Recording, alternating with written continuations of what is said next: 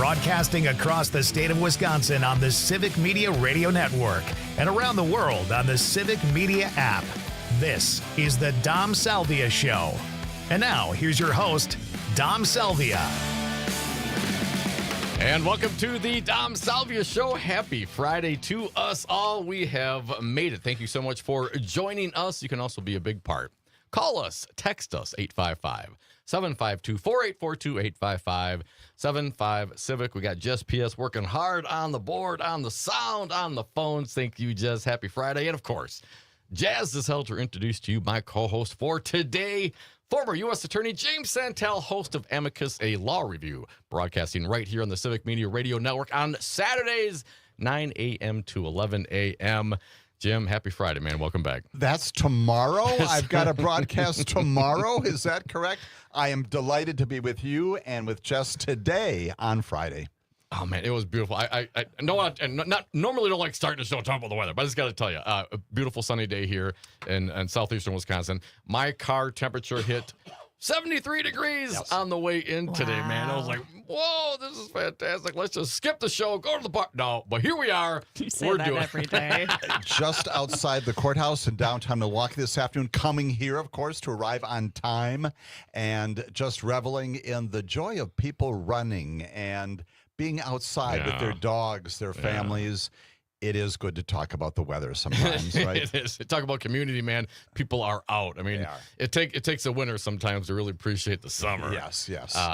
And happy Pi Day. Pi Day. Yes. 3.14159. I can't go beyond that. It goes on into infinity. Right. And we don't have pie. What'd you bring in here, man? This is an eclair, which I think if you figure out the circumference of it, somehow pie could be related to this delicacy coming in from the east side of Milwaukee. And again, Gloriosos, they do the best, man, right? They are the best. I love me some Gloriosos. Right on Brady Street, across the street from the Roman coin. There it is. Yes. There it is, right? One of my faves. Thank you, Jim. My wife won't thank you because I keep getting fatter. Wow. But I appreciate the treats, man. Yeah, absolutely. And she is also celebrating Pi Day today, I'm sure, right? Yes, and, absolutely. Right? Figuring out all kinds of new home improvements based upon geometry and figuring out the circumference of various and diameters. Radiuses, stuff like it's all stuff science. Like that. It's all science. Don't worry your pretty low self about it, Jim. It's just science. Liberal arts majors like us, we don't know anything about that other than the fact that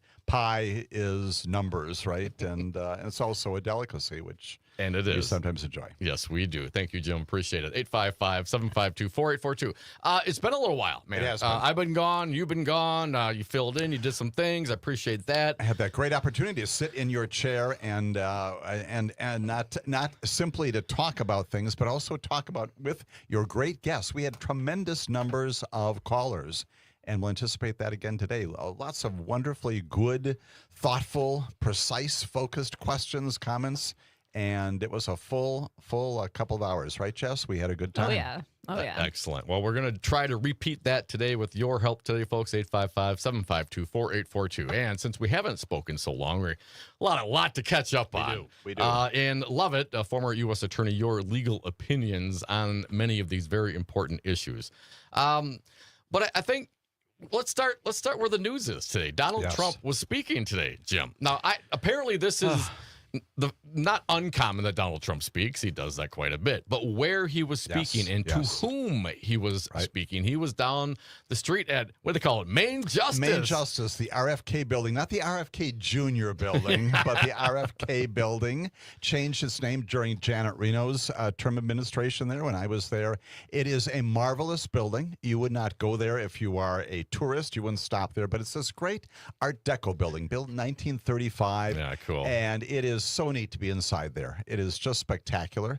Not unusual for, it's atypical, but certainly not unprecedented for a president to go there and do this. It appears, Don, from the pictures that you and Jess showed me, that he was on the 7th floor, the media center, and not in what we call the Great Hall, which is what you would normally go to if you were the president. This is sort of a beautiful, again, cascading walls and just glorious time for an opportunity to talk with Department of Justice people, to announce policy and practice and vision. He was upstairs. Is that what, number one, policy, practice, and vision is not exactly what I heard coming out of his mouth today. And apparently, some hand-selected, perhaps, supporter types. It seemed very, from what I've heard, very campaigny, but also said some very, very troubling things. Absolutely. And he continues to go after the press. And just we found the sound. Who's the Aaron Rupert? Is he the guy? Yeah. Who cut some of the stuff up Bless on Aaron the Twitter, man. Thank you for doing that. Can't imagine the toll that it takes on you. I salute you. I mean, Jess, you got to go through and listen to this stuff and cut it up and make it sound, well, at least, functional, productive. Right. You can't change the words, but you can make them sound nicer. A little bit. So we found the sound, and someone's doing the homework, so we'll jump on to that. Here was Trump again today speaking at the DOJ. Now, as you mentioned, Jim, not unprecedented, but fairly uncommon. It hasn't happened in maybe 10, 12 years, something like that. Right. And again, the chief executive, the president, speaking to what we have all been taught to think was an independent judiciary, right? A Department of Justice, I'm sorry. An independent Department of Justice. Now, certainly, the Pam Bondi, the people they get appointed by the president, but usually they try to stay somewhat apart. That's what they try to do. That's what they tell us they're going to do. Not anymore. Right. And that's that arm's length thing we've always talked about.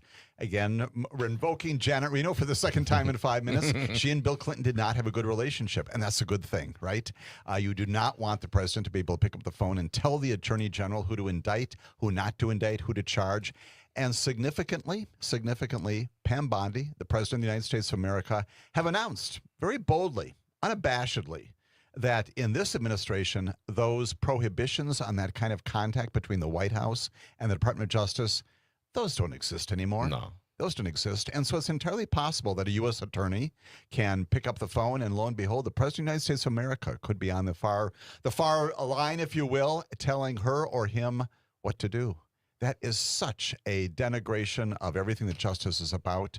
And again, nothing wrong, as we've talked, of a president describing in general terms messages and broad visions like, I want you to focus on environmental cases. I want you to do antitrust things. How about I want you to arrest the Columbia student Mahmoud Khalil because I didn't like the way he was protesting. That's on the other side of the line. We'll go there. We'll go there as well. Yeah. And again, my understanding from the press reports, this came right from the White House. This came from Donald Trump. They told, and so that's exactly what they did. But I digress. We'll get to that topic as well. But I'm more concerned about the freedom of the press. Yes. Let's hear what Donald Trump had to say about that. At least cut number one, please. And I believe that CNN and MSDNC, who literally write 97.6% bad about me, are political arms of the Democrat Party. And in my opinion, they're really corrupt and they're illegal. What they do is illegal. What CNN and MSNBC do is illegal. Corrupt and illegal. Corrupt and illegal. So many things to unpack here. Number one, the statistic, 97.6. I mean, where's that coming from? Come on, man.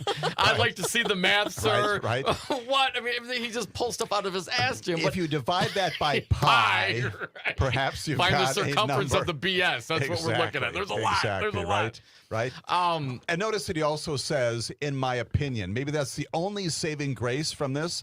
Well, it's an opinion, Mr. President, that is worthless. It is just But he's plain giving that worthless. opinion in front of people that can actually will execute on that opinion / thought / it's a nice Justice Department you got here. I'd hate to see you lose it. You know, come on, man, in my opinion. Right. And the venue, as we talked already, is no simple thing. Right. Somebody got up and said, let's not just do this speech at the press club there in Washington, D.C. Let's go down to 9th and Constitution and be there at Justice and bring this message right to the people, Dom, as you just said, who can execute on this plan. And the message, not so subtle at all, whether it's his opinion, which is wrong, or not, is maybe we need to open up some investigations. Obviously, I don't know if Kash Patel was in the audience. I would be surprised if he wasn't, but still, the message is also to him that maybe we do need to open up some files. We don't need to indict yet, but let's investigate. Let's figure out if there is some basis upon which to even open up an investigation. As we have often said on this broadcast, Dom, the investigation can be the punishment itself. Even if you can't get a grand jury one day to indict an anchor at CNN or at MSNBC, even if you can't go after a producer there with criminal charges, you issue some grand jury subpoenas, you get people testifying, you review some tax returns, all those kinds of things. All of that is abusive. It's like the weaponization of law enforcement. It is. Jim. Gosh, have we heard that before? We have. Right. I've heard something else before, too. Let's see if this rings a bell. Congress shall make no law respecting an establishment of religion or prohibiting the free exercise thereof or abridging the freedom of speech or of the press or the right of the people peaceably to assemble and to petition the government for a redress of grievances. That, Mr. President, was the very first amendment. The first one, huh? Enacted by our very first Congress in 1789. John Adams got the approval of all the states to endorse and approve the Constitution based upon the promise that they would add on a Bill of Rights. And John and all the rest of them, James Madison, John Adams, everybody followed up on that, and they did just that. And it's been around for almost 250 years. Today, obviously, we're ready to knock those walls down. Freedom of the press. Is Donald Trump liable? I mean, it seems like if you're up there as the president slandering, news organizations, can he be held responsible for that? Number one, even before the Supreme Court said, right, do whatever you want, right. Mr. President, we're just fine with it. But that right. What, dude? Right. Really? I mean, shouldn't there be some consequence if I got up and said something, terrible about a person or an organization that was blatantly false? Let's talk about somebody who has seen happier times. His name is Rudy Giuliani, right? Who did that a lot during the first Trump administration. Afterwards, got in some big trouble, not only with the Bar Association, but it owes some people some money for slandering them as well. $100 million. Absolutely. And that was actually finally settled. I don't know what the actual payment was. They but got something. They out got of something, that, right? But they didn't Exactly. probably get the $100-some million. Right, exactly. You say those kinds of things out there, you can get in trouble. I would still like to think, my friend, that we live in a country where no one is above the law. The slander laws should still apply. No one in that room today is going to initiate that kind of an action, but the reality is there's some exposure here. There should be in America. Well, I mean, if I were CNN or MSNBC, I'd be filing lawsuits left and right back at them. What was a quote I saw today? You don't defeat the bully by giving up your lunch. You don't obey in advance, as Timothy Snyder would say. Come back with us, 855-752-4842. James Santelle, Just PS on the board.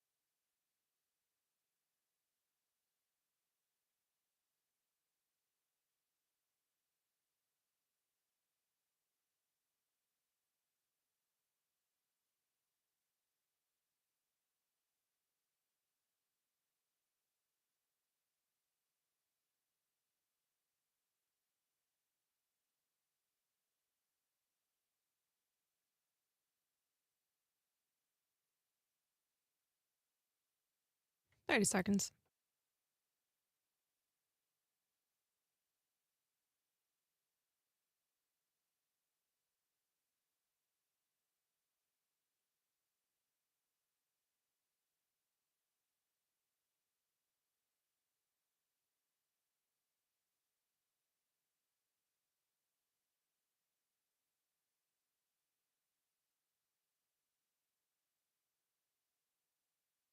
Come heavy or don't come at all. You leave your piece at home, that's your call. It never paid to be merciful. Come heavy or don't come at all. Come heavy or don't come at all. Bed in my point, I watch a better man fall. I smell the beer on you, boy. Come heavy or don't Welcome back to the Dom Salvia show.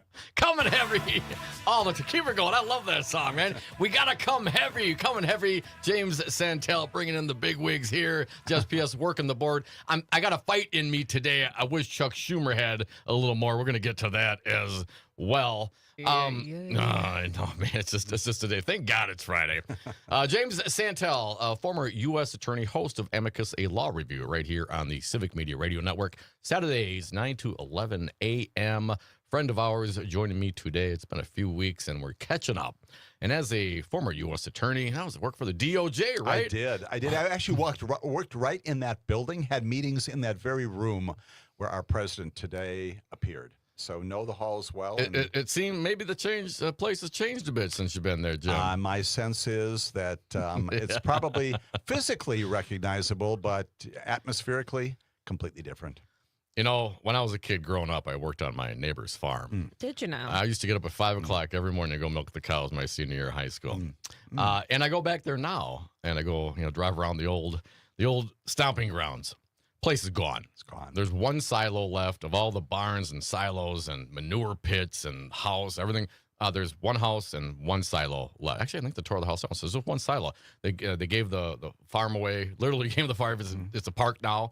It's beautiful, rolling, beautiful, nice little spot out in Stevensville, Wisconsin. No livestock. No, nothing. And it's gone. It's like it never existed, Wow. Jim. I wonder if that's how the DOJ is, Right. If you go back there now and see and hear what's happening and be a fly in the wall nowadays, Right. Compared to when you were there, if it's still the same. I mentioned before, and before we went on the air too, that there are all sorts of Art Deco things that were commissioned in 1935 to make this place a place of justice. The artwork is not all that great, but there are all kinds of messages, including right outside the Attorney General's office and in the civil rights area, all throughout the Department of Justice, all about justice and about the importance of holding the Constitution, what the rule of law means. You cannot walk down a single hall in that building without seeing those messages, those important themes emblazoned in that building. They probably took them all down, Jim. Right. I mean, maybe they don't need any sort of woke ass, Right. pictures on the wall talking about justice and justice is blind and all that stuff, man. You get what you pay for, Jim. Right. That's how it works. And- Welcome to Trump's America. And 1935, after all, that was 90 years ago. Right. That's no longer who we are, is what apparently our president was talking about today. And they should not get Social Security anymore. Let's talk more about Donald Trump addressing the folks, presumably the handpicked folks over at the DOJ. Let's hear cut number 2, please, Jess. People you don't even want to know about. But as many of you do know, well, we're focused on persecuting, and these people were really focused on persecuting Republicans. The last administration presided over the worst increase in violent crime in our country in many, many decades. We had levels of violence and crime, and a lot of it had. We're focused on persecuting. And then he realizes with the slow brain, the addled brain, oh, man, that's not good. So he rolls it into, the last administration were persecuting. Right. But I believe in the first time he said it, man, he's out there persecuting, again, specifically, as I would look at the way he's going after the media, the way he's gone after this Columbia student. Right. And this is an embodiment. Credit to him for living up to his campaign promise, right? With my tongue planted firmly in my cheek. I am your retribution. I am your retribution, right? And that's the persecution, right? And as I said before, the persecution does not necessarily mean to envision that day when some of these people will be in the federal district court with a jury. Persecution can indeed be an investigation, opening things through the FBI, other agencies, going after you, even if you don't ultimately result in charges. That is enough, especially since many of these people, he's talked about Jack Smith, he's talked about the Bidens, he's talked about an awful lot of people. I would guess that probably the former U.S. attorney in Southern District of New York, who again was serving under his term, might be on his list as well. These are not people. I can speak from personal knowledge and reference. These are not wealthy people. Why? They work for the government all their years. And so when you go after them and they have to retain counsel, they have to get attorneys, that is also an economic way of persecuting them for doing their jobs. It is just invidious. It's just terrible. Counselor, if a president steers a prosecutor and directs them to arrest somebody, Right. is that considered probable cause? The answer is no. No, And okay. Amazingly. All Let's right. do some civics here, right? At some point, you need to get in front of a federal magistrate or a judge who's going to say, okay, a grand jury, and frankly, even a U.S. attorney can issue a complaint. It only stays in place for about 30 days. At some point, you've got to go back to the grand jury. That also is in that thing called the Constitution. But let's suppose a U.S. attorney issues this thing called a complaint. She or he can do that, sort of independent of the grand jury. At some point, you got to go forward in front of a federal judge or a magistrate and establish probable cause within the four corners of that document. I'm alleging that Jim Santelle did these things. And my experience has been that federal judges are very, very specific. And they will sometimes say, this is not enough. This is not sufficient. They will conduct hearings on it, and there's evidence to determine whether or not there's a basis to go forward. Saying somebody should be indicted and charged is not, let's break that down now, is not probable cause. Is not. But let me ask you this then. If they have to do investigations, right, in order to find the quote-unquote crime or the probable cause, perhaps. So in the course of opening the file, can a president direct the attorney general or somebody in the FBI or anybody in the federal government who has the authority to do so to open up a file on someone just because they want that done? That is the ultimate undermining of the rule of law, right? If there's nothing in that file, I can open up a physical file that has Dom Salvia's name on it. But to your good point, it should have some documents inside it of some kind, to speak in the old-fashioned way. There should be some reports of interviews, something, some surveillance reports, something. And absent that, you simply don't have that kind of probable cause. It shouldn't be animated by somebody directing you to open it up. Nope. Folks are listening to the Dom Salvia Show. That's James Santelle. He's going to stick around all day today. We got Just PS working on the board and spinning the tunes as well. You have probable cause to come back. We have more of Donald Trump, listing the enemies in front of the DOJ. Saving some time. Come back with us. Put you down for king.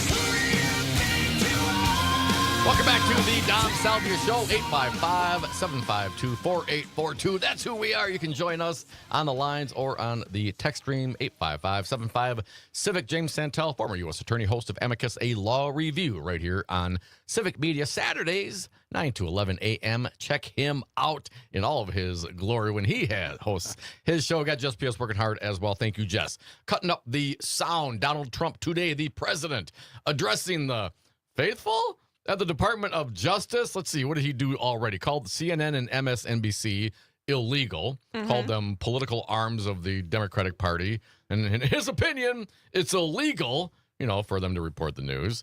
And he, misspoke perhaps or not.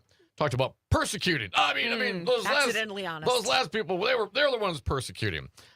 And now he goes on a rant against Norm Eisen. Now, Norm Eisen is this attorney, and he also started this Substack, The Contrarian, which we reference quite a bit here on the show. Notably, Jennifer Rubin, formerly of the Washington Post, has gone over and joined him at the Substack, The Contrarian. Here is what Donald Trump had to say about Norm. Cut 3, please. There's a guy named Norm Eisen. I don't even know what he looks like. His name is Norm Eisen of Crew. He's been after me for 9 years. Now, Crew is a charitable organization. And the reason I'm saying this, Todd, is I'm only going to get one chance to say this. But these are bad people. I don't know who he is. I don't know what he looks like. But everything I read is Norm Eisen of Crew. And Crew is a charitable organization. Said it twice. And that's a political thing. His sole life is to get Donald Trump, and he's been vicious and violent. Violent? And he's trying, and he probably had pretty good success over the years. But with me, how did he do? I think I'm president. Am I here because I'm president? But we had to take all of that abuse. Even during the trials, we had to take tremendous abuse. Like, these wonderful guys, they're not legitimate people. They're horrible people. They're scum. And you have to know that. the rebel scum. You have, and Dom, you have to know that. You have to know that. Okay, Norm Eisen. Crew, Citizens for Responsibility and Ethics in Washington. Yeah, I can see how someone who lacks responsibility and ethics would come under the microscope of a government watchdog organization. Note how he said a couple of times that this is a charitable organization, right? He mentions that. I mean, he's telling this to the DOJ, i.e., hey, they're being political. They're not supposed to be. This is, again, what Trump is telling these folks. And then throwing out he's violent. Now, that's very specific to me. Yes. I mean, it's beyond being calling someone scummy. Okay, love the Star Wars, but violent, man. He called Norm Eisen violent. And if Norm Eisen, to my knowledge, is not violent, has never engaged in any violence whatsoever, does Norm have to take that, Jim? He does not. He does not have to take that. And I'm sure he's going to be, if he hasn't already, been commenting about it again on the Contrarian. Beyond that, I'm sure that he is also consulting with his own attorneys for 2 reasons. One of them is to figure out whether he does, in fact, have a path towards some litigation. It's not directly applicable, but we think again about E. Jean Carroll, right? Mm-hmm. President defamed her. Juries found that, gave her several $1 million in judgments against him for saying things that are not true, right? Norm Eisen is not a violent person. Violence has meaning, both in the secular world, so to speak. It's got meaning in legal terms, all kinds of things, right? You have said something that is demonstrably true, and you've done it knowingly. Nobody can listen to that speech, that subset of his speech, without understanding that he's doing that knowingly. And the other piece of it, which is directly coming from what you just said, Dom, not only are you speaking to the people there at Main Justice about, gee, maybe here's a guy we should open up a file on, but you're speaking to America. And we know that now, as a result of this president and his conduct for the past decade, we've got people making threats. We've got people showing up at homes with guns. And this is also we've got people coming to Washington, D.C. upon the invitation to come here and be wild, and baby. Be wild, yes. right? It is an invitation to violence against him. And that's the other reason why he needs to be thoughtful about his, regrettably, this is terrible to even think about, right, in America? He's got to be thoughtful about his own security, that of his staff, that of his family, because the president has just put a target on him. Stunning, shocking. This is the Dom Salvia Show. That is James Santelle, former U.S. attorney. We are talking about the comments made today by President Trump in front of the faithful at the Department of Justice at Main Justice. Jim, you used to go there once in a while. Let's skip over number 4. Let's get down to number 5. So let's kind of refocus what we got. We got CNN and MSNBC are illegal. They're political arms of the Democrat Party. Trump talks about persecuting people, literally persecuting. He goes after Norm Eisen, who is co-founder of CREW, Citizens for Responsibility and Ethics in Government. I mean, okay. And now, well, let's not forget the newspapers. Cut number 5. And these newspapers are really no different than a highly paid political operative. And it has to stop. It has to be illegal. It's influencing judges. And it's really changing law, and it just cannot be legal. I don't believe it's legal, and they do it in total coordination with each other. And everything we do, we're restoring law, restoring order, and restoring public safety in America. That's what we want to do. So the media, newspapers, right? They're illegal. CNN, MSNBC, they're illegal. Norm Eisen, he's violent and presumably illegal because CREW is investigating and a watchdog for government on the government. This is what the president is literally out there saying. These are all First Amendment rights, Jim. Right, absolutely. And now we've got the newspapers. So look at any newspaper, right, that has an editorial page. Most of them still do, if there is such a thing in your own community. Right. And they're expressing opinions. And here's the other point that, again, this is so cynical even of the president to say, because what he's assuming is that, Dom, your listeners, and they do know better, but Americans don't understand that. These are private companies, right? They can fold if, in fact, they do not meet their budgets. And they're companies like all other entities are out there. They have absolute protection by the First Amendment. There is nothing about short of, again, the New York Times versus Sullivan. That's the Supreme Court case, right? That says that unless you publish something knowingly, and again with this very intent purpose to defame, and you do it with that kind of intent, everything else is okay. And yes, that also means that sometimes in the public arena that Teddy Roosevelt talked about, you have to take some shots. And not gunshots. You suffer some criticism that maybe is unwarranted.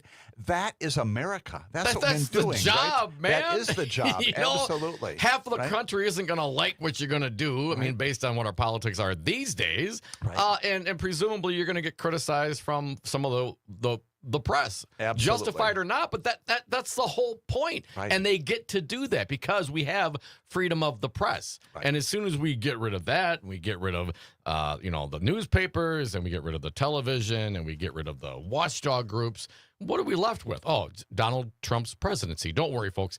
He'll tell you what to do. He'll tell you who to hate, who to go after. He'll tell you how it's got to be.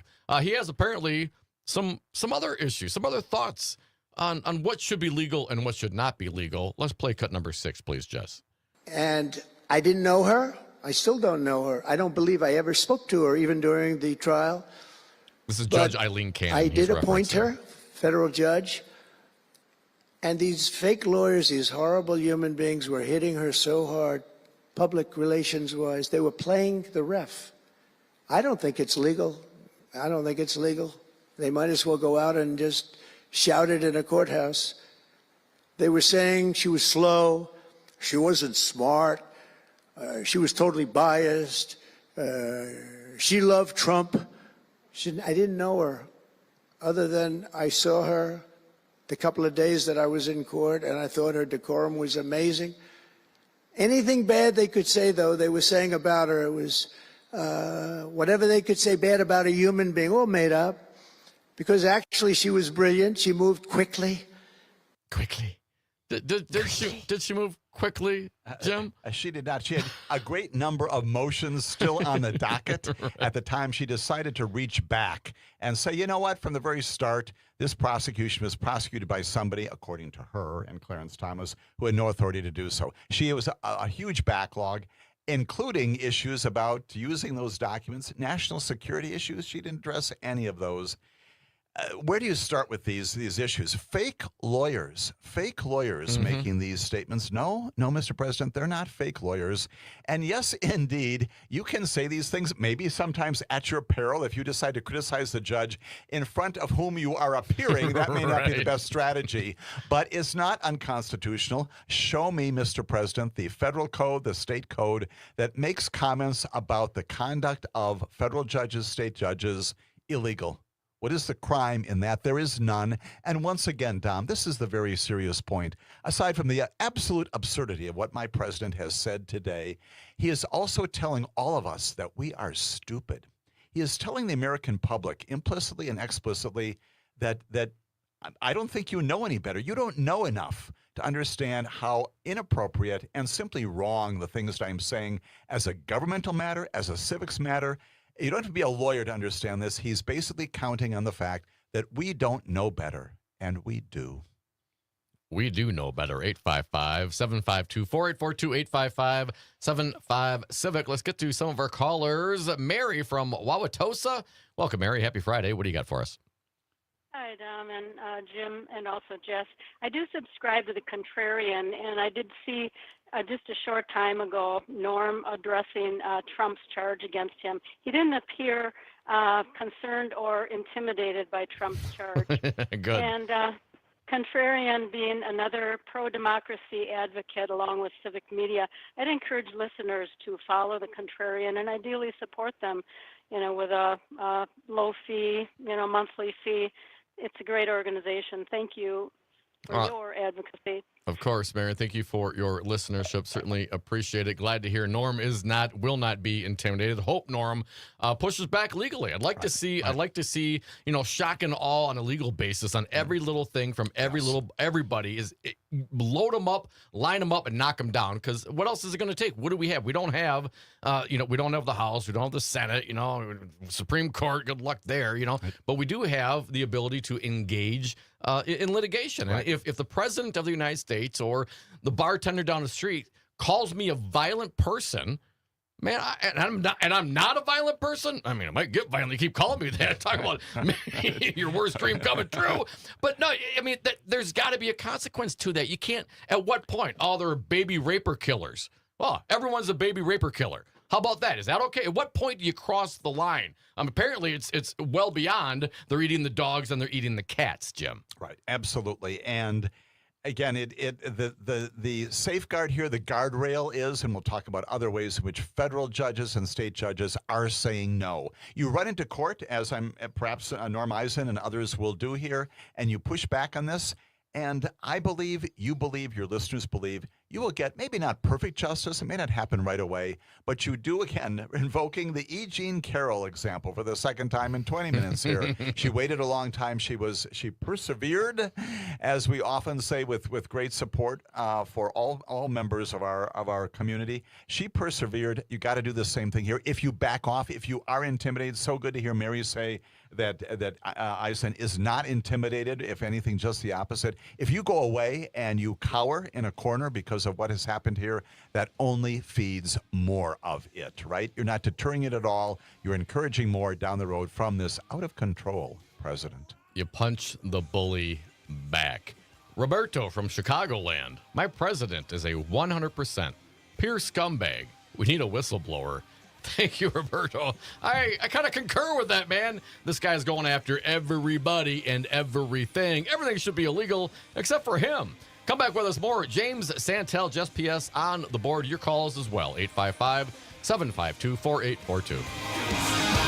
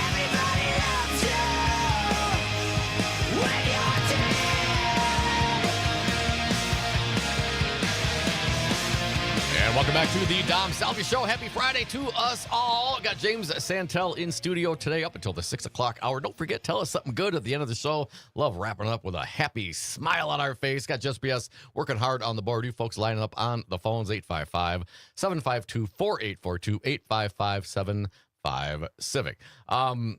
Donald Trump today addressing the faithful at the Department of Justice. Not uncommon, but or not hasn't happened in many years, let's put it that way. And, you know, the Don feels like he needs to go down there. We've talked about he's going after the press. He's going after Norm Eisen and the Contrarian and people that basically are critical of him. Crew, heaven forbid you have a watchdog group. Can't have that now, can you? Saying newspapers are illegal and it should be wrong. You can't call a judge's name. That's illegal. As he defends Eileen Cannon. Didn't he call several of the judges potentially, let's just go with all of the judges who prosecuted against him, slow, not smart, stupid. Right. Yeah. So if he were to have his way, he would be himself, arrested. But you pointed out, James Santelle, on that very first cut, we're going to play it again, when Donald Trump is critical of CNN and MSNBC, he references somebody. Let's play that clip one more time so you can all hear it and see what you think about it. And I believe that CNN and MSDNC, who literally write 97.6% bad about me, are political arms of the Democrat Party. And in my opinion, they're really corrupt and they're illegal. What they do is illegal. Was that the? I didn't Must hear be Todd. the second. All right, let's play the next May one. have been in the second. Yeah. People you don't even want to know about. But as many of you do know, well, we're focused on persecuting, and What? these people were really focused on persecuting Republicans. Oh, The wait, last what? administration presided over the worst increase in violent crime in our country in many, many decades. We had levels of violence and crime, and a lot of it had. Still not there. Oh, okay, keep going. Let's go. I know it was there because I heard it. I heard it too. Right. It was the norm. Let's All play right, cut we'll 3. play Norm again. We're just There's a going guy to named run through them Norm all. Eisen. I don't even know what he looks like. His name is Norm Eisen of Crew. He's been after me for 9 years. Now, Crew is a charitable organization. Charitable organization. And the reason I'm saying this, Todd, is I'm only going to get one chance to say this. All right, there we go. The But reason these I'm are saying bad this, people. Todd, bring it down. I don't Thank know you. who he is. I don't know what he The reason I'm saying this, Todd, I'm only going to one chance. He's Todd. I'm not. Todd. Who is he talking to? What is he bringing up? This that Crew is a charitable organization, mentions that several times and references Todd. What does that mean to you, Jim? He's talking about and making reference to, probably looking right at the Deputy Attorney General of the United States of America. He was confirmed not too long ago, just a few days ago, by the United States Senate, fairly unceremoniously, and became the Deputy Attorney General of the United States of America. This is number 2 under Pam Bondi. Deputy Attorney General, as we've spoken about many times, is responsible for the day-to-day operation of the Department of Justice. This is the person who is responsible for overseeing the U.S. attorneys, the various divisions, all kinds of things that makes things go. And Todd Blanche is his name. Todd Blanche, right? That was his attorney. That's his attorney. We remember His him. defense attorney. We have seen his picture, not only recently, but because he sat next to Donald Trump on one side. The fellow on the other side was a fellow named Emile Beauvais, who is also known for many things. He's been also at Maine Justice recently. Todd Blanche, the Deputy Attorney General, the president's former personal defense attorney. And again, you might think, well, gee, Jim, why are you so obsessed about that? He looks as deputy and not inappropriate to make that reference. But what he's really saying is just this, that I've got this personal relationship. I used to have an attorney-client relationship. Who knows what kinds of things they exchange with each other? We'll never know about that, nor should we. But he's looking over, and that is a verbal wink. That's a verbal wink to Todd Blanche to say all of this based upon the things that we've talked about before, maybe the recent but the good old days when we were working together. This is going to be more of that, Todd, and I want you to pursue this on my behalf based upon the relationship that we have had, the relationship that we still do have. That's the message that he is sending to the second in control person at the Department of Justice. Make this happen. Now I am your boss. Now you've got to make all this happen. So I'm Todd. interpreting that as saying, hey, Todd, go after crew, or go after their charitable status because I think they're political, is what he's saying. Absolutely. Let's get some callers in here, 855-752-4842. Joe, you have 90 seconds. Welcome, Joe. What do you got? You may want to take this up on the other side, Jim. To me, this sounds very much like the situation with the Dominion voting system. Absolutely, Joe. Machines that, and I remember reading at the time there was a lawyer in a blog who said, "I have never seen anything that is such a clear-cut case of defamation." And I would love it if you would expand a little bit more on this. This is not just a tit back and forth and two guys in a bar slugging it out. What is being alleged here will affect the marketability, the economics of these particular people, CNN, MSNBC, a crew, that particular situation. If you sully them by these words that are not true, you are creating a problem in the business side, not just personal reputation, but business side of their businesses. I would think that it is clear cut that, hoof on down to the judge. I don't know how. So I'd love to hear you talk about this on the other side, because this seems to me very similar to the Dominion case, where you know it's wrong, you keep shooting it off in your pie hole, and it's ruining the reputation of these particular groups. So if you could do that, I would be most grateful, Jim. Thanks. And show your analysis is an analogy, and your analysis is right on target. Dominion voting machines ends up with a multi-million-dollar judgment against Fox News for doing just that, and we can talk more about that. We will talk about that. Right? Folks, you're listening to the Dom Salvia Show. We will talk about that with James Santelle, former U.S. Attorney, host of Amicus, a law review. Come back with us, 855-752-4842.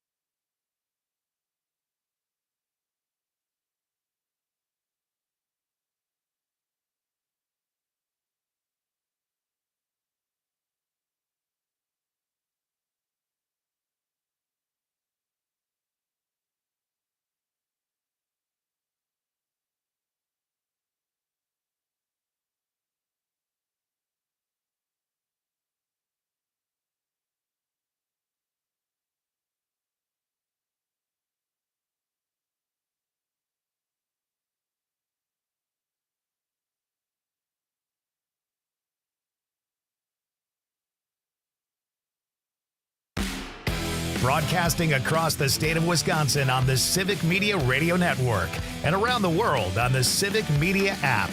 This is the Dom Salvia Show. And now, here's your host, Dom Salvia. And welcome to the Dom Salvia Show. Happy Friday to us all. Thank you so much for tuning in. You could be a big part. Join us on the phone lines or the text line at 855-752-4842, 855-75 Civic. Got Just PS working hard on the board for you today. Jazzed as hell co-host James Santelle, host of Amicus, a law review, broadcasting right here in the Civic Media Radio Network on Saturdays, 9 to 11 a.m. He is a former U.S. attorney, and he's a friend of ours. Jim, thanks for sticking around, man. Good to see you. Good to be with you on a day when memories of Maine justice are in my mind as I think about what's going on there. The good old days. Yeah. Donald Trump did visit Maine Justice today, as MSNBC is calling an unusual move. And we played some of the sound in the last segment. We're going to move on topically in just a moment. But our caller and our friend Joe from the last segment brought up this matter of the voting machines, Dominion and Smartmatic, and the fact that they were Dominion specifically. I think Smartmatic's still going on, right?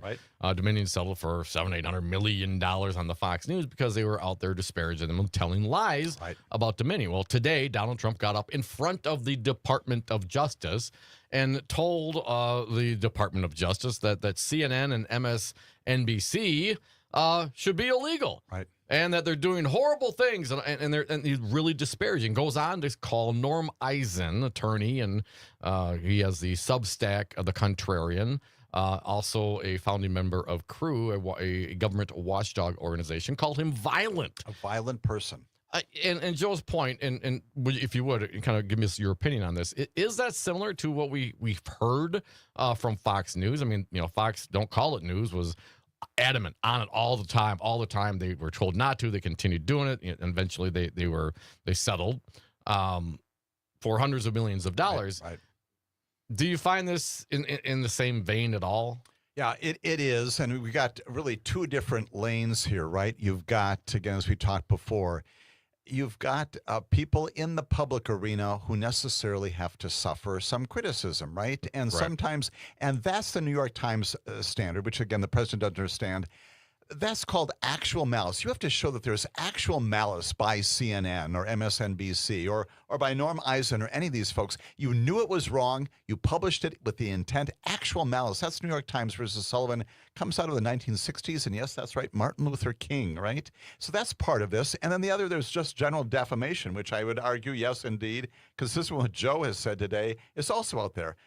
This is, again, a public official now, not a news agency, attacking someone else. So you don't really have a news agency. You don't have a New York Times versus Well, you have Sullivan. a public official attacking the news agency right? versus the other way around. Precisely. The news agency usually attacks a public official. That's normally how this goes. And so what is defamation? Let's do some civics. There's some law school here, Dom. Again, defamation. You have to demonstrate a false statement. There are many of them, including at the top of the list today, this notion that Norm Eisen is violent, of course. Published to a third party. Oh, yeah. America, 324 million people today. Causing harm to reputation. I think Norm Eisen, certainly, Mary reported before, plainly he is standing up against us, but there are an awful lot of people think, gosh, who is this guy? Reputation being compromised. And same with CNN and MSNBC. Absolutely. Anybody who is under attack today, the newspapers is out there, and the defendant's at fault. He does this either with negligence or, again, with actual malice, knowing what he's doing. If you were in law school, all the elements of that particular offense are there. And, as we were talking once again about Todd Blanche sitting there, he's got to be thinking, he's a bright guy, he's got to be thinking, maybe he's not reviewing the elements of the offense of defamation in that moment, but he's got to be cringing and maybe going home tonight thinking, what was this today? And how do I don't get believe beyond that this for a minute, today? man. He sold his soul for that check a long time ago. He knew what he was doing. And he continues to happily cash those checks. And now he's a big government employee. So, it got even better for him. Absolutely. This is a man, my point is, I think intellectually he knows better, but he's sold out and he's now being intellectually dishonest when he goes out there and advances this president's policies, which he can do. as the Deputy Attorney General of the Jim, United States you of got, America. you got the framing all wrong. Right. It's not selling out, baby. It's buying in. Right. 855-752-4842. Trump also, in this screed going after the press and our First Amendment rights, throws a statistic. 97.6% of the stories published or written by MSNBC and CNN, according to him, were negative against him. Now, that's very specific. Does that matter? Throwing kind of numbers like, I mean, it seems like, oh, we did some research, and when he throws a number, does that help his cause or help another different cause? Does that matter at all, Jim? It should matter to every American, whether you're in a lawsuit or not. And it's the kind of thing that you add into the lawsuit, right? When you're describing, frankly, a talking complaint, if you will. Also, you talk about the references that he makes, of course, to violence in America being up. That's demonstrably wrong. And in fact, all you need to do is go across the street, Mr. President, to the FBI that publishes these numbers every single year in virtually all areas, not everyone, virtually all areas. As we know well, violent crime continues to decrease. Not to say that we don't have profound problems in some areas of our nation, but the overall statistics are just completely contrary to what you said, Mr. President. All those kinds of things, you put those in the context of overall defamation, lies you're telling. At a minimum, I'm hoping the media will file some Freedom of Information Act requests and say, okay, 97.6, that's very specific, Dom, as you said. We'd like to see the chart. Yeah. Show me the Excel sheet that provides that. Let me get a Sharpie, graph. man. I'll right, show you. Right. and that's where the media, once again, there's an awful lot to do. That's the kind of thing that somebody needs to ask him about. The next, or at least his press secretary. Where does that information come from? Yes. Where put her does on that the spot. information come from? Of course, she'll take it personal, like she doesn't Right. know how numbers work. We also saw in the car run during the break the challenges to Donald Trump's executive orders. Apparently, we're up to 123 different lawsuit challenges against the directives of this president. I mean, and they're very fond. You talk to like Ron Johnson or any of the Republicans here from the state of Wisconsin. Oh, they're off to a hell of a start. Look how fast we're moving. Oh, Well, yeah, but now you got 123 court cases. There's a reason for that because you're overstepping your bounds in most of those cases. Absolutely, and in the great majority of those cases, many of them, if not all of them, in federal court. We've got federal judges appointed by Democratic presidents and Republican presidents, and almost to a person, they're saying, no, Mr. President, the 14th Amendment does not contemplate birthright, the elimination of birthright citizenship. Mr. President, you do not have the authority to fire all of these people. On and on. USAID, we can domestic funding, all these kinds of things. We've just got judges on both sides of the continental United States last couple of days saying, no, you can't fire thousands of probationary employees. These are people who are looking at the law. And yes, they're preliminary decisions, they're TROs. Maybe at some point they come up to the Supreme Court and John Roberts will invoke what he did back in July and say, well, maybe the president's got that right. But right now, when we do have federal judges who are enforcing the law, Senator Johnson, you're not being successful and you're being stopped. The only question, once again, is will this president follow the rule of law, or does he say, implicit in what he's talking about today, I don't care. I don't care. I'm not going to do what some federal judge tells me to do. That's when you have the constitutional crisis. That's when Americans really need to be in the streets. 855-752-4842, 855-75-CIVIC. Let's take some callers in on this topic, and we'll dive into some of those court cases with James Santelle. Cindy from Appleton, you're next. Welcome. What do you got for us, Cindy? Well, isn't the orange one illegally on the streets? I mean, he's a convicted felon. He's a convicted rapist. Why isn't he locked up? Yes, right. He was convicted as a civil. Thank you for the call, Cindy. Right. And Cindy, I certainly broadly find myself in company with you. That is, this is Juan Merchan, who should have sentenced Donald Trump long before he was elected, not just because of that, but he was found guilty by a jury way back in May of last year. After several weeks, Cindy, as you know well, a jury, unanimous jury, beyond a reasonable doubt, And there was really no reason in the end to postpone that sentencing until Donald Trump was elected, until 10 days before he is sworn in, and then impose upon him a sentence that really is a non-sentence. But, Cindy, to the solace we take from that is your point, which is we have a president who this day remains a convicted felon of crimes in the state of New York against the people of New York. No appellate court to this day has overturned that conviction. That's an important thing to keep in mind. Yeah, I guess he's a felon, but it doesn't mean anything. I mean, if there's no consequence to it, there's literally zero consequence. Now, the only thing he lost is perhaps some time because he had to show up to court, and he probably had to pay his attorneys a few bucks. He hates doing that. That's the only consequence, man. He got away with it. I can't believe those words are coming out of my mouth. 855-752-4842, 855-75-Civic. Mark with the Sack, you're next. Happy Friday, buddy. What do you got for us? Yeah, thanks, guys. Yeah, and it just is amazing that Donald Trump he doesn't know who Eileen Cannon is. After all, he appointed her. I mean, somebody just must have stuck a piece of paper in front of him, and he just said, they said, sign this here, and he just signed without even knowing what it was. I wish I had access like that to him. I'd have him writing checks off to me that, and his bank account, for God's sake. And I wonder if in his cases against the civil cases he lost, when he's going to finally pay up for that, because can he delay that forever? I mean, that at some point in time, somebody's just going to say, no, now it's time for you to pay. Your appeals are done. Pay. Yeah, that's a great point. Jim, do you know where we stand? I guess the E. Jean Carroll case specifically, right? Right, yeah. And again, there are appeals pending as to that, right? And so the judgment is stayed. But Mark, you're absolutely right. These are called enforcement proceedings, and we saw that again, making reference once again to Rudy Giuliani after he defames those two hardworking polling workers in Georgia. Eventually, there are enforcement proceedings, and that's what you saw recently, and he's obliged. We don't know exactly what he does, but he's obliged to probably give up some property and some money there. And at some point, when these judgments become final, again, they're all civil judgments against him. At some point, they are and can be enforced, and you can, yes, indeed, seize assets, and you can go after bank accounts, all kinds of civil remedies that can, in fact, be pursued by successful plaintiffs against him. Thank you for the call, Mark. Have a great weekend. Folks, you're listening to the Dom Salvia Show. James Santelle, my co-host today. You can check his fine program out on Saturdays right here on the Civic Media Radio Network, 9 to 11 a.m. We got Just PS working hard on the board. We're going to come back. We're going to dive into some of these cases. The Trump administration must rehire thousands of fired workers. Judges rule. That's plural judges.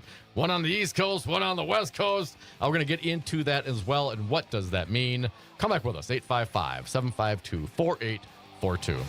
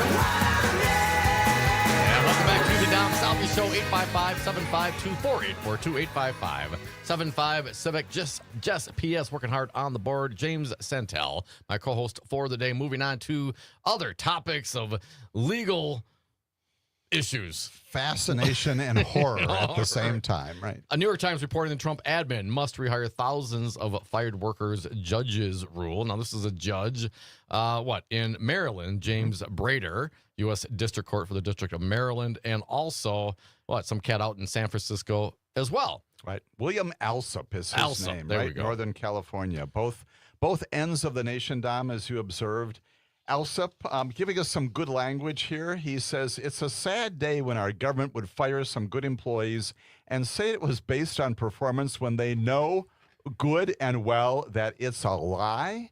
It was a sham, he goes on to say, in order to try to avoid statutory requirements. No, that sounds bad, right?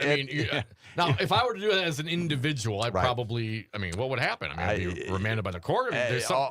Right, exactly. Again, these are civil proceedings, so at least in America to this point, we don't jail people in civil proceedings. Who knows what the future may bring here? But when you receive words like that, a judge is telling you that, that's the time that you sit back and think, gosh, maybe I need to rethink what I'm doing here because this isn't going well. Double down, baby, double down. And that's exactly what happens here. The judge also says if it's done right, there can be a reduction in force with an agency, and that has to be true. But you got to do it in the right way. Both of the judges are saying that, and frankly, every judge looking at this would say just the same thing. You can't do what he calls a sham thing. The concern, once again, is will Donald Trump follow this, right? A lot of these folks, Department of Agriculture, many agriculture, VA, Treasury, Defense, Energy, Interior, all employees, probationary employees who are supposed to come back to work. What is the message to them? Probably the people in those agencies no longer have contact information. So how do we reach out to them as we've seen before? It is just so over the top. Impossible to believe that we're doing this now inside the United States government. He's pushing every button, right? He's testing the electric fence. He's looking for the weak spot. Right. According to the New York Times, the judge Alsup from San Francisco said he had hoped testimony from the officials involved in the firings would provide clarity about the conception and execution of the plans.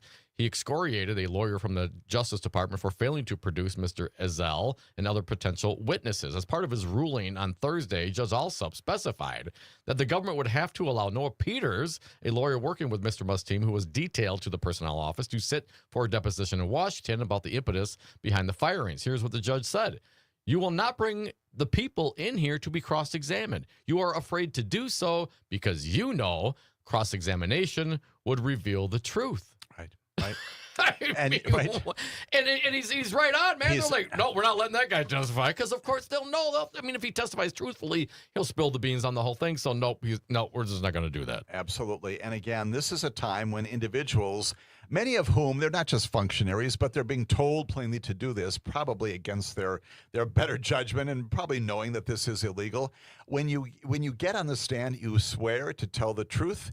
If you say, no one ever told me this, and there are probably emails and documents about this, that is a crime. That's called perjury, right? And the question is, do these people, as they come in, want to expose themselves to crimes? They want to lay themselves down at the altar of this. Because if you do what the boss says, you're going to perjure yourself, and if you tell the truth, they're going to they're going to rule against you. Exactly, and there is no clear path. You don't want to engage in the crime. That's very, very clear, right? That's the problem. Once again, is it a crime for the government to present to a judge? BS. What? No, they weren't. They're if they were able to get this testimony and it came back and was so very evident. Now the judges, what happens in that case? Slap on the wrist? This is a ruse. This is a fraud. What are they talking about? A sham? Here's more legal procedures called suborning perjury, right? And that too is a crime. And there are circumstances, again, typically in the criminal setting, but not always, could be civil as well.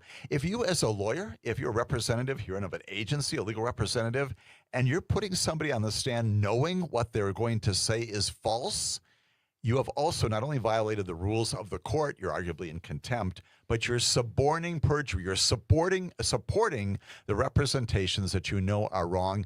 That too is a crime. A lot of people got to think about what they're Well, the doing way they here. fired them all was for performance. Right. Well, because the only way they could fire them legally and do it the way they did was to blame everything on performance. Right? And so what you do then, what the plaintiffs in all these cases will do individually, they'll say, okay, wait, I'm a probationary employee. I've never gotten a review. Or in some instances, some of these folks looking forward say, wait a minute, I've gotten 3-month reviews. And they've said I'm fantastic. Right. Deal with that. And that's why Judge House was saying, bring it on. Let's have those people testify about what really happened here. They know that the emperor has no clothes. But these are just temporary orders, right? So there's a lot going on here. Let's see. According to the New York Times, Alsup, again, this is the San Francisco, that ruling was a preliminary injunction intended to remain in effect while the case is tried and a final decision is rendered. Brader's, the other Maryland ruling, is even more short-lived, just a 2-week measure aimed at pausing any more drastic cuts to those agencies while the lawsuit plays out. Can the government, the DOJ, Trump administration in this case go in and try to change their position? Because obviously the judges aren't buying that this is a performance issue. Can they go back and try to justify somehow, some way these firings? Because they're trying to get around a statute, right? They are, absolutely. And they're also addressing time, right? They've got to come up with something. An awful lot of people, I think, who are probably burning, maybe not. Maybe they're not burning midnight oil trying to figure out what we do in front of the judge. But that's a part of this, too. You want to figure out what is our best argument. Obviously, these judges are not buying what we're saying. Can we find some probationary employee somewhere who is a bad employee who would have been fired anyway? And we bring that one forward. That's not going to carry the day, but they're looking hard and fast for something. What they should do, of course, is admit that, again, there's no basis for doing this. Reinstate all these people, put them back, and do the individual performance reviews that would otherwise result in finding most people are wonderful, some of them not so good. Folks, you're listening to the Dom Salvia Show. James Santelle sticking around for another half hour. We'd like to end the show. Tell us something good. We love it, so make sure you join us for that. The Trump administration not only going after the media, not only going after government watchdog groups, also going after attorneys. We're going to talk about that next. 855-752-4842.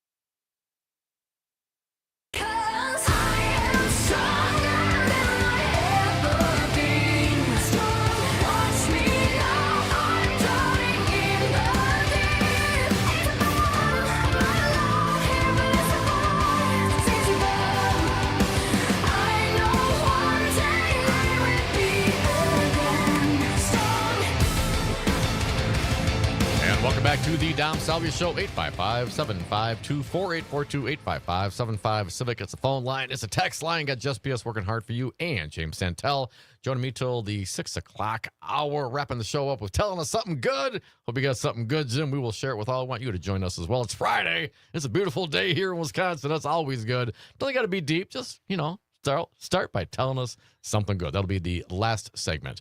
One of our texters, Uncle Tony from Columbus, he jumps in. I think you know what we're going to be talking about. Yes, can Jim comment on the law firms Trump is targeting being absolute cowards by not fighting back? What? It seems like it's all about the Benjamins instead of the law with these firms. Well, Uncle Tony, I don't know if I agree with your premise, but Counselor, what are your thoughts? Do you believe Perkins Coie and these other firms are fighting back? I mean, they filed court cases, right? They absolutely are. And this is just a matter of getting the information correct. They've gone in front of a federal district court judge. Her name is Beryl Howell. We've talked about her before. She did a lot of sentencings of those January 6 folks. Oh, wait, they were pardoned by this president. Oh, well, waste of time that was. Right, but she is out there, and she's not taking any of this. And so the attorneys from Perkins Coie go in, and they say, yes, indeed, this is having a dramatic impact on this. The president basically discouraging federal officials from interacting with the firm's lawyers. They can't get into federal buildings, shutting them down, communications shut down. And indeed, Beryl Howell says you can't do that. She enters, again, a temporary order. It's not permanent. She goes on to say, regardless of whether the president dislikes the firm's clients, yes, indeed, Perkins Coie used to represent a leader in American history and politics. Her name is Hillary Clinton, used to be our Secretary of State, a senator from New York. Regardless of whether the president dislikes the firm's clients, issue an executive order targeting the firm based upon the president's dislike for the political position of the firm's clients or the firm's litigation postures is retaliatory and runs head-on into the well-established protections of the First Amendment. That's Beryl Howell. Can't do this. Stop it. Knock it off, she's saying, as do virtually all of the other federal judges who are addressing this sort of thing. Beryl Howell, again, standing up against this kind of oppression. You can't do this. And again, it's just because you sign a piece of paper, Mr. President, doesn't mean that it's legal, that it's constitutional. Thank goodness we've got judges like Beryl Howell and others who are saying no along the way. Also invoking some interesting literary aspects of this. Yes. You'll permit me one of those along the way. She talks about Alice's adventures in Wonderland. The judge did. The judge does this, right? And she does this from the bench. Dom and Jess, I know you've got your copies at home, and you make reference to these routinely. She talks about the Queen of Hearts, who in Alice's adventures in Wonderland, at the slightest inconvenience, she says, the judge says, would say, off with their heads, off with their heads. And she compares our president to the Queen of Hearts. Inconvenienced by all this and saying off with their heads? No, you can't do that. That's a judge making the point as clearly as you possibly can. Queen of Hearts, I was thinking of Juice Newton, Queen of Hearts. That's telling, right? She's putting him in his place. She had other derogatory things and other rulings saying against him, but referring to him when he calls himself or puts images out there of himself as a monarch, and so forth. I guess a little bit here I wanted to share with the folks specifically. The law firm said that the implications for the executive order Trump signed had significance beyond one law firm, as it was, quote, an affront to the Constitution and our adversarial system of justice. Its plain purpose is to bully those who advocate points of view that the president perceives as adverse to the views of his administration, whether those views are presented on behalf of paying or pro bono clients. The suit added that Perkins Coie cannot allow its clients to be bullied, apparently saying that the order has already hurt business, resulting in, quote, significant lost revenue and harm to clients, it claims in its complaint. What a disaster. What a catastrophe, right? Again, not only for this firm, but it sends a message to any other firm out there, right? This is the deterrent in the wrong direction. This is negative deterrence. You take us on, you file challenges to the things I'm doing. You represent clients I don't like. I'm going to announce you. I'm going to identify who you are. And now you can't get in the building to do the meetings. Exactly. And they're dropping them left and right because they got to be able.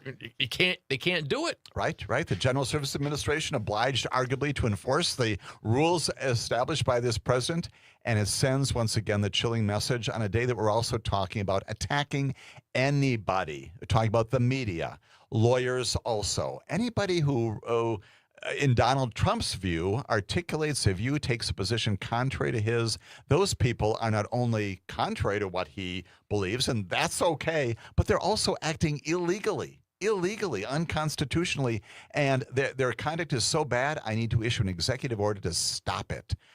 Once again, the cynicism dripping from all of this because he thinks somehow Americans will think that that's somehow proper, that that's somehow an invocation of sooner civics. or later they'll come after you, yo. Right. You know what I'm saying? I mean, Absolutely. come on, man. It's the media. It's individual Norm Eisen, or it's Perkins Coie, or or it's a federal worker, or it's LGBT, or it's pretty much anybody not Donald Trump, and those that kiss his ass are targets. And now it's not just truthying out some social media messages. It's got the force of the executive office behind it, and comes after you one day as well. If you'll indulge me, another literary reference that's not coming out of Beryl Howell, but this is from Henry VI, Part 2. This is Dick the Butcher. He and his henchmen, Shakespeare, of course, are planning to overthrow the king, right? And what he says, those infamous words we all know, the first thing we do, let's kill all the lawyers. Now, it's the product of, or the predicate for an awful lot of lawyer jokes. Certainly. People get that wrong.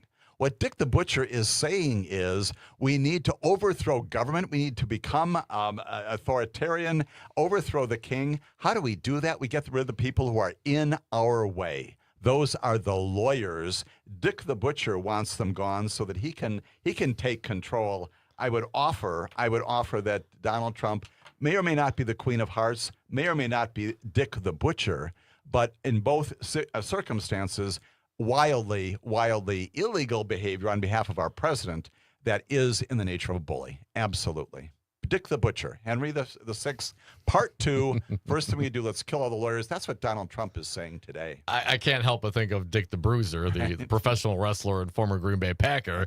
But Dick the Butcher, going after the attorneys, the lawyers like this, I mean, does that help his cause? I mean, if you want to break down the fundamental structures of this country, if you get rid of all the lawyers, who's gonna fight you in court? If you get rid of all the the intellects and the professors and all those damn teachers, then you can dictate and how education must be and stand for this and kneel for that. You know what I'm saying? Absolutely. You're going after all your adversaries one by one, and pretty soon there's nobody left. You pick them off, and maybe you go after federal judges as well, right?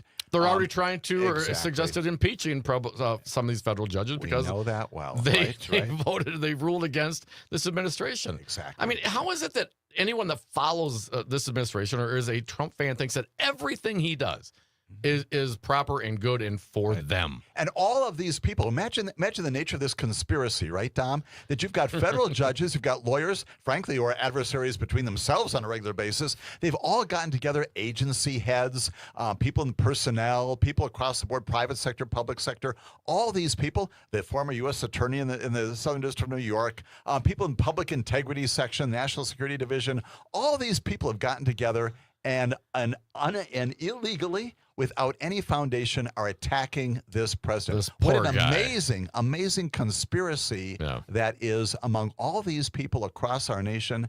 Donald Trump is an advocate for our believing that conspiracy. Oh, my goodness. Poor guy. I mean, president victim over here. I mean, maybe you don't do the criming and you won't be having the investigations. 855-752-4842. Uncle Tony, he chimes back in. Thank you, Uncle Tony. He said, thanks for the update. Was this new? Because everything I've seen and heard until now said they weren't doing anything. Sorry about that. This was from, I guess, the 11th, so a couple of days ago, 3 days ago, Tony. And I mean, it's not done yet, right? This is just starting. And Tony, to support your, again, we appreciate so tremendously focus. It's a lot, right? It is a lot. Even when we were preparing for this wonderful broadcast, lots of things to keep in mind. And so the information of yesterday is overtaken by more outrage and more behavior, more conduct.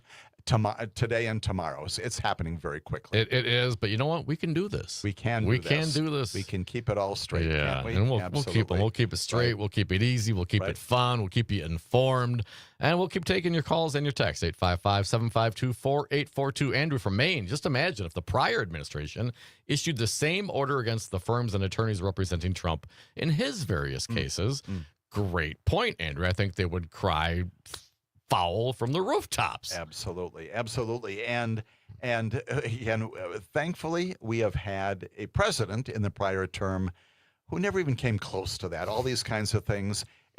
Even today's event that started off this broadcast, Joe Biden understood that arm's length relationship and talked about the big picture issues, but even it went so far as to permit, and I recognize that your callers are going to jump all over this, permitted the Department of Justice through a special counsel to indict his own son. And yes, indeed, we can disagree and we can have disagreements about whether the pardon of that was proper or not. But the reality is, do you think for one moment that Donald Trump would permit Pam Bondi to indict any of the Trump children? Would not happen. Simply would not happen. 855-752-4842. Mark chimes in, or in the vein of Henry II, saying, "Oh, won't someone rid me of these troublesome journalists?" Yes, there you go. Let's get to Ed from Cadott. Welcome, Ed. You are up. Happy Friday. Welcome. What do you got? Hello, Ed. We got Ed? Am I on? Yeah, hey, you're on the radio. Ed, welcome. What do you got for us? Hello. Yes, you're on the air. Oh, I'm Cornell from Merrill. This is a book, 1776 by McCulloch, and it was a great line in the book. And he said, Thomas Jefferson said, "You have to have free speech in the Constitution, or I will not sign the Constitution." So it shows that it is so important that we have the free speech in our country. And this is the book 1776. It's a great book about the Revolutionary War. All right, on, man. Appreciate it. Yeah. Reliable history there. Absolutely right. We read the First Amendment in the last hour. Before we move on to the next segment, telling us something good, folks, the freedom of speech, does that also apply to, international students with legal green cards in the state in this country, Jim? Right. The answer is yes. The Supreme Court has said repeatedly that the protections of our Constitution, including the Bill of Rights, all the articles, and all of its very, very important support of fundamental rights. They protect not just citizens, we forget this sometimes, but people who are here, residents who are here, all of those things. That's why people who are not citizens can go into our courts and have their rights supported as well. Now, there are all kinds of processes, and yes, there can be different standards administratively for how these things are administered by ALJs and others, but the reality is the protections, including those of the First Amendment, apply across the board to anyone who is here. That's the grandeur, that's the glory of our nation for 250 years. But the student's now sitting, in a holding cell in Louisiana, waiting to go to court. Perhaps, I think we said next week. Right. And so again, a judge will presumably look at this and say, show me the probable cause to believe that this person has engaged in crime. Again, we don't incarcerate people in this country absent probable cause to believe that there has been a crime committed, right? And so that's what the hearing next week will be all about. The government's got to come forward and say that advocacy, whatever you think about it, somehow is committing a crime under our laws. Against our against our foreign policies. Right, so we have a student, an adult student, mind you, who protests against our foreign policy decisions, and they're not a full citizen. They're only here on a legal green card that they can just be whisked away. Is that the world we're living in now? I certainly hope not, Jim. Right. And apparently it's what our president also says about these kinds of things. Folks, you're listening to the Dom Salvia Show. One final segment. James Santelle, Just PS. Tell us something good. It's Friday. I know you got something. 855-752-4842. Come back with us.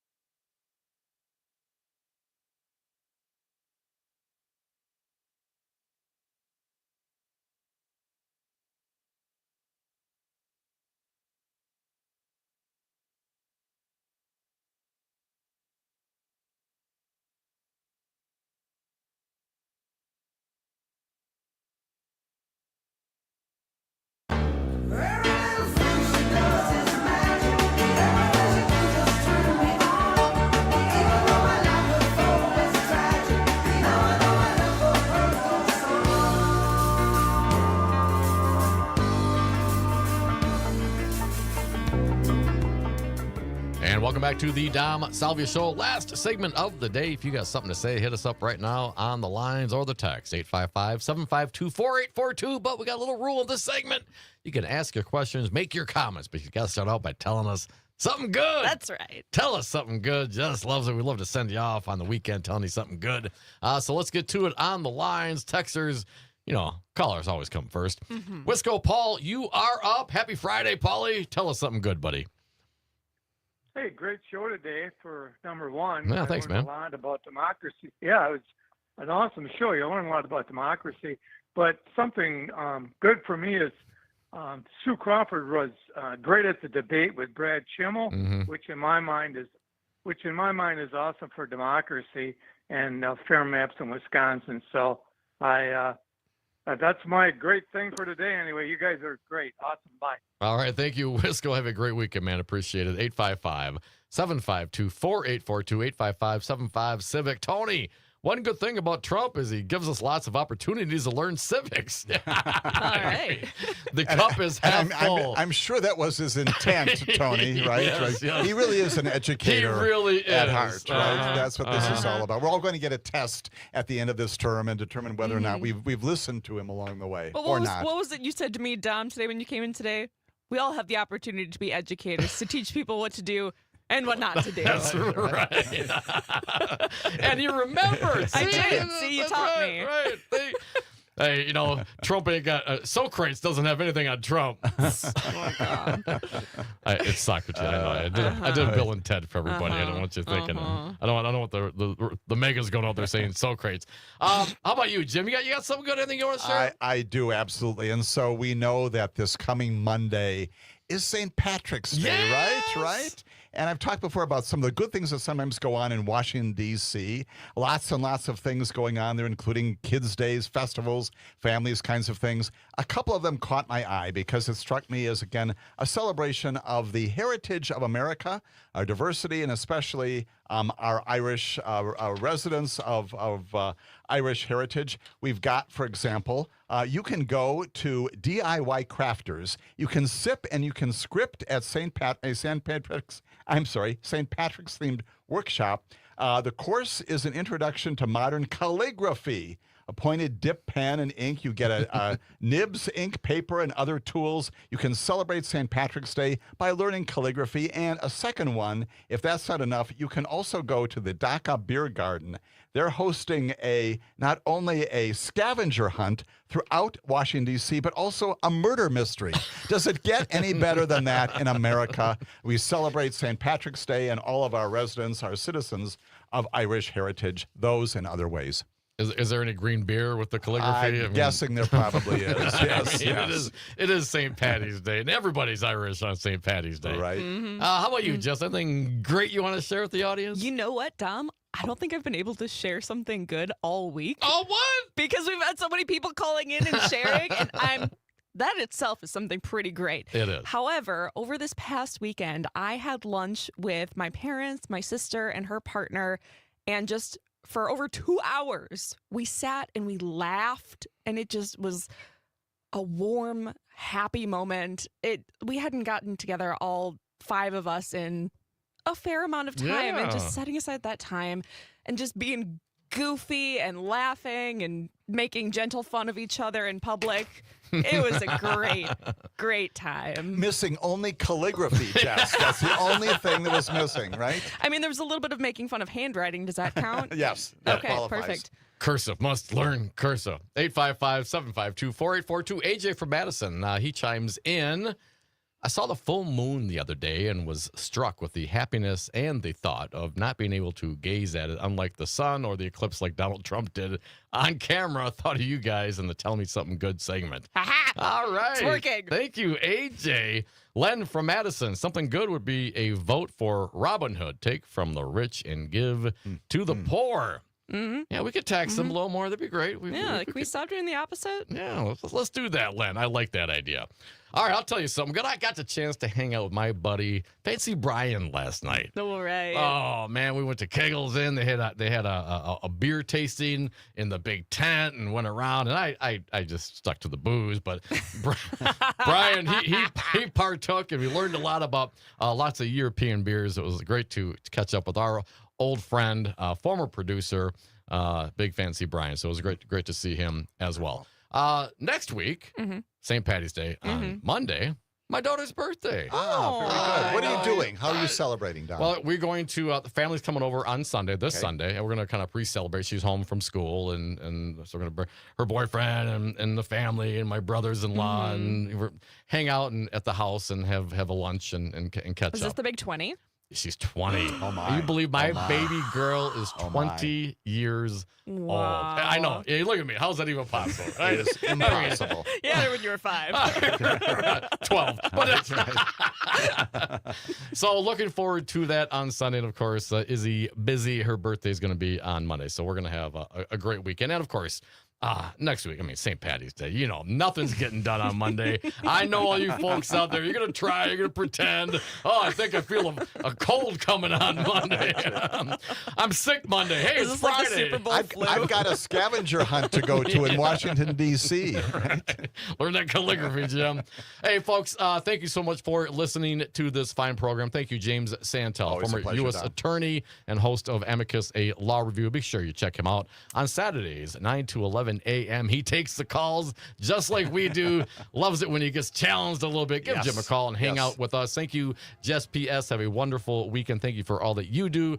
And our fair audience, you too, have a great weekend. We'll be back on the air on Monday with our favorite Delano Democrat, Harvey Kane. Now stick around. Pete Schwab of the Nightlight is coming up next. Have a great weekend. We'll see you on the radio Monday.